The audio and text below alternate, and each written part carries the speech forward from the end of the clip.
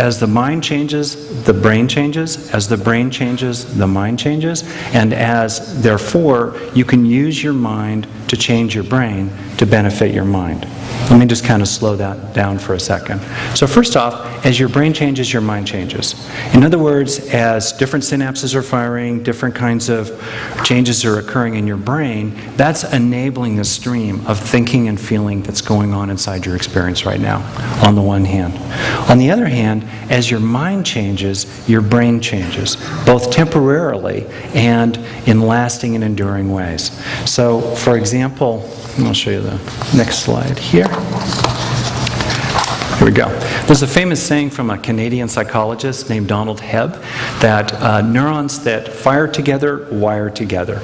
In other words, fleeting mental activity leaves behind lasting physical structure. I think of it a little bit like spring showers. You know, little spring showers come down on a hillside, and then they leave tiny little, furrows in the dirt. Then another shower comes, and that furrow that was left by the previous one gathers more water to it, and then there's a deeper structure there, and then on it goes. And after a while, the water, moves through a gully. And any individual raindrop doesn't matter much, but if you have enough time and enough raindrops, you can make a Grand Canyon, right? So you can build structure inside the brain over time in that way.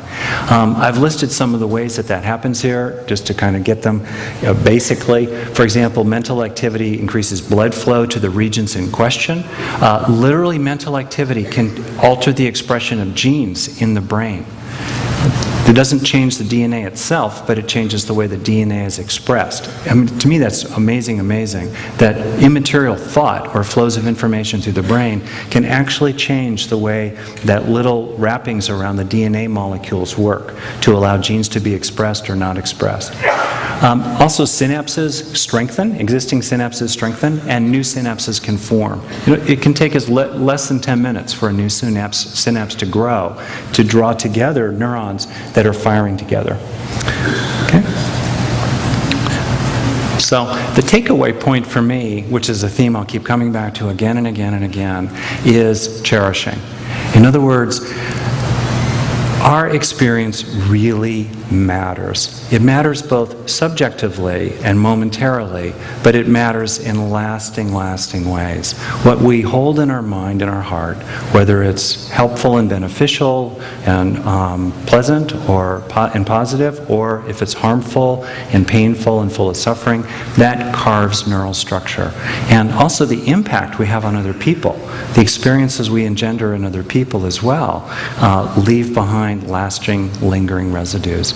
And so for me, this is a way to really appreciate, scientific, physical, for a scientific and physical reason, how important it is to treat ourselves with kindness as well as other people.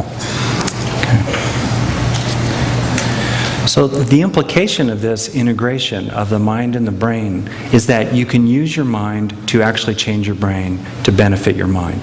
And to me, that's one of the most interesting pathways, because then what you have is incredible skillfulness. Because if you think of it, the most important organ in our body, the foundation for our experience of living, for wholesome desires, unwholesome desires, skillfulness, unskillfulness, happiness, sorrow, and all the rest of that, the foundation of that is this little organ in the head. If we can become skillful with that organ, if we can use our mind to gradually shape it in increasingly beneficial ways, we have the keys to the kingdom in a certain fundamental sense.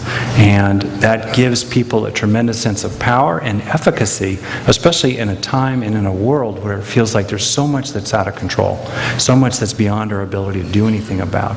If there's nothing else we can do something about our mind in this moment and in the next moment, and the fundamental root of it, of the mind, inside our own brain.